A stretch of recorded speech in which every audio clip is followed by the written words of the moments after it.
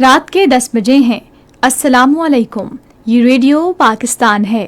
رمیسہ قریشی سے خبریں سنیے۔ پہلے اہم خبروں کا خلاصہ۔ عالمی امن کے حصول کے لیے امریکہ اور ایران کے درمیان تاریخ ساز مذاکرات آج اسلام آباد میں شروع ہوئے۔ وزیر اعظم نے اسلام آباد میں امریکی اور ایرانی وفود سے الگ الگ ملاقاتوں میں امن مذاکرات کی کامیابی کی امید ظاہر کی ہے۔ وزیر اطلاعات نے کہا ہے کہ اسلام آباد مذاکرات کی کوریج کے لیے ملکی اور بین الاقوامی میڈیا کے لیے بہترین انتظامات کیے گئے ہیں۔ اور پاکستان سپر لیگ میں کراچی میں حیدرآباد کنگز مین کراچی کنگز کی جانب سے دیے گئے 189 رنز کے ہدف کا تعاقب کر رہی ہے۔ اور اب خبریں تفصیل کے ساتھ۔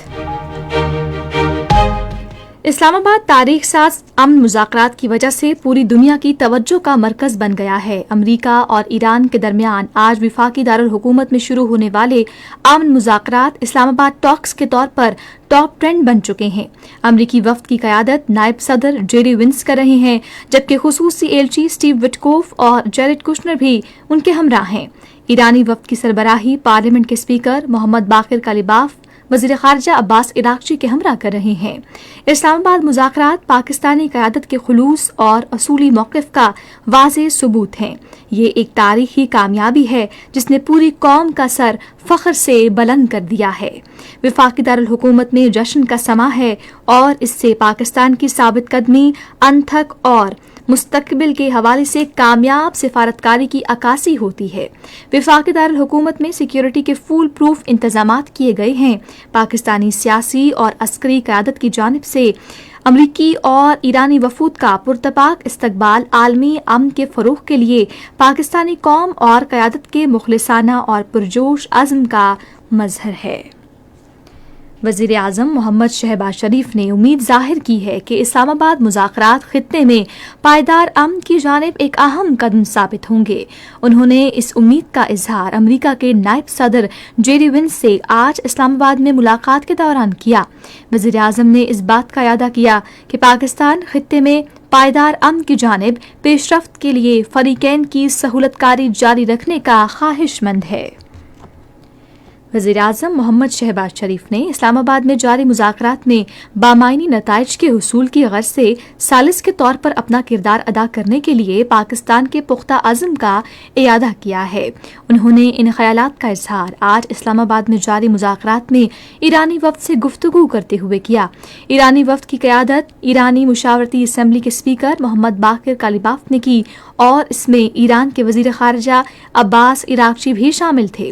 وزیر اعظم نے کہا کہ پاکستان علاقائی اور عالمی امن و استحکام کے فروغ کے لیے پرعزم ہے۔ انہوں نے مذاکرات میں ایران کی تعمیری شرکت اور مثبت کردار کو بھی سراہا۔ اقوام متحدہ کے سیکرٹری جنرل انتونیو گوتریس نے امریکہ اور ایران سے نیک نیتی کے ساتھ اسلام آباد مذاکرات میں شرکت کا مطالبہ کیا ہے۔ نیو یارک میں اقوام متحدہ کے ہیڈ کوارٹر میں باقاعدہ بریفنگ کے دوران ان کی ترجمان نے صحافیوں کو بتایا کہ اقوام متحدہ کے سربراہ نے فریقین پر زور دیا کہ وہ سفارتی موقع کو استعمال کرتے ہوئے کشیدگی میں کمی کو آگے بڑھائیں اور کشیدگی کی راہ اختیار کرنے سے گریز کریں۔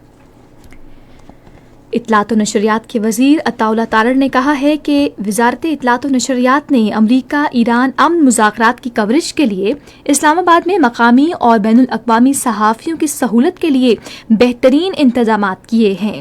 انہوں نے آج کنونشن سینٹر اسلام آباد میں قائم میڈیا سینٹر میں خصوصی گفتگو کرتے ہوئے کہا کہ بین الاقوامی صحافیوں کی سہولت کے لیے نائب وزیر اعظم اور وزیر خارجہ اسحاق ڈار نے پہلے ہی تمام صحافیوں کو ان کی آمد پر ویزا جاری کرنے کا اعلان کیا ہے۔ انہوں نے کہا کہ 50 کے قریب صحافی پہلے ہی پاکستان پہنچ چکے ہیں، جبکہ اس تاریخی تقریب کی کوریج کے لیے مزید صحافیوں کو جلد آمد متوقع ہے۔ انہوں نے کہا کہ امریکہ اور ایران کے صحافیوں کے علاوہ چین، جاپان، جرمنی، سعودی عرب اور کوریا سمیت دیگر ممالک کے صحافی بھی مذاکرات کی کوریج کے لیے اسلام آباد پہنچے ہیں۔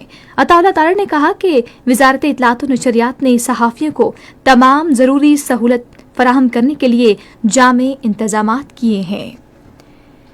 ایران کے مرکزی بینک کے گورنر ڈاکٹر عبد الناصر حمدی نے آج اسلام آباد میں نائب وزیر اعظم محمد اسحاق ڈار سے اسلام آباد مذاکرات کے موقع پر ملاقات کی۔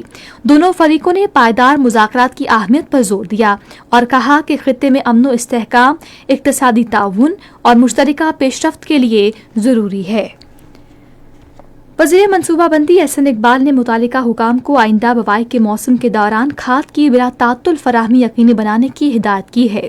انہوں نے آج اسلام آباد میں نیشنل پرائس مانیٹرنگ کمیٹی کے اجلاس کی صدارت کرتے ہوئے صوبائی حکومتوں کو ہول سیل اور ریٹیل مارکیٹوں کے درمیان بہتر ہم آہنگی یقینی بنانے کی بھی ہدایت کی۔